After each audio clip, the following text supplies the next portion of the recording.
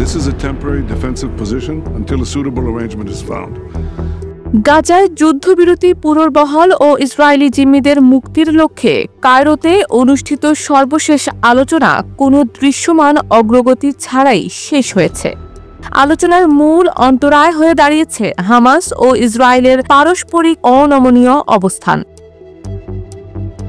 Hamas যুদ্ধের স্থায়ী অবসান ছাড়া কোনো সমঝোতায় রাজি নয়। অপরদিকে ইসরায়েল যুদ্ধ বন্ধের পূর্বশর্ত হিসেবে হামাসকে সম্পূর্ণভাবে নির্মূল করতে চায় এবং তাদের অস্ত্র পরিত্যাগের দাবি জানিয়েছে। এই মৌলিক মতপার্থক্যই আলোচনাকে ফলপ্রসূ হতে দিচ্ছে না, এমনটাই জানাচ্ছে মিশরীয় ও ফিলিস্তিনি কূটনৈতিক সূত্রগুলো।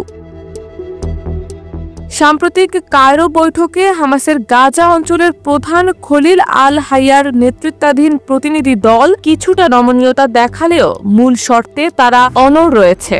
তারা যুদ্ধবিরতি বাড়ানোর শর্তে আরও বেশি সংখ্যক ইসরায়েলি জিম্মি মুক্তির সম্ভাবনার কথা জানিয়েছে। সূত্র বলছে, প্রথমে হামাস 5 জন জিম্মি মুক্তির প্রস্তাব দিলেও ইসরায়েল এখন 10 জনের মুক্তি দাবি করছে। মিশরীয় এক সূত্র জানিয়েছে, হামাস নতুন প্রস্তাব পর্যালোচনার জন্য আরও সময় চেয়েছে, তবে তারা ইসরায়েলের কাছ থেকে যুদ্ধের দ্বিতীয় ধাপে স্থায়ী শান্তির নিশ্চয়তা চায়। চলতি বছরের জানুয়ারিতে গাজায় 6 সপ্তাহের জন্য একটি যুদ্ধবিরতি কার্যকর হয়েছিল। সেই সময় হামাস 33 জন ইসরায়েলি জিম্মিকে মুক্তি দেয় এবং বিনিময়ে ইসরায়েল শত শত ফিলিস্তিনি বন্দীকে ছেড়ে দেয়। মার্চে এই যুদ্ধবিরতির দ্বিতীয় ধাপ শুরু হওয়ার কথা থাকলেও তা কখনোই বাস্তবায়িত হয়নি। পরবর্তীতে এপ্রিলের শুরু থেকে ইসরায়েল আবারও সামরিক অভিযান শুরু করে। যুদ্ধবিরতি ভেঙে যাওয়ার পর থেকে ইসরায়েলি বাহিনীর অভিযানে 1500-এর বেশি ফিলিস্তিনি নিহত হয়েছেন, যাদের অধিকাংশই বেসামরিক নাগরিক। হাজার হাজার মানুষ বাস্তুচ্যুত হয়েছেন এবং গাজা জুড়ে খাদ্য, পানি, ওষুধ সহ সব ধরনের সরবরাহে অবরোধ জারি করা হয়েছে। উত্তর গাজার জাভালিয়ায় ইসরায়েলি বিমান হামলায় ধসে যাওয়া একটি ভবনের নিচ থেকে উদ্ধারকর্মীরা মরদেহ বের করছেন। সেখানে প্রায় 25 জন নিহত হওয়ার আশঙ্কা করা হচ্ছে। দক্ষিণের খান ইউনিসে এক শরণার্থী ক্যাম্পে বিমান হামলায় অনেকের মৃত্যু হয়েছে এবং তাঁবুগুলো ধ্বংস হয়ে গেছে। যুদ্ধবিরতি আলোচনায় মধ্যস্থতা করছে মিশর ও কাতার।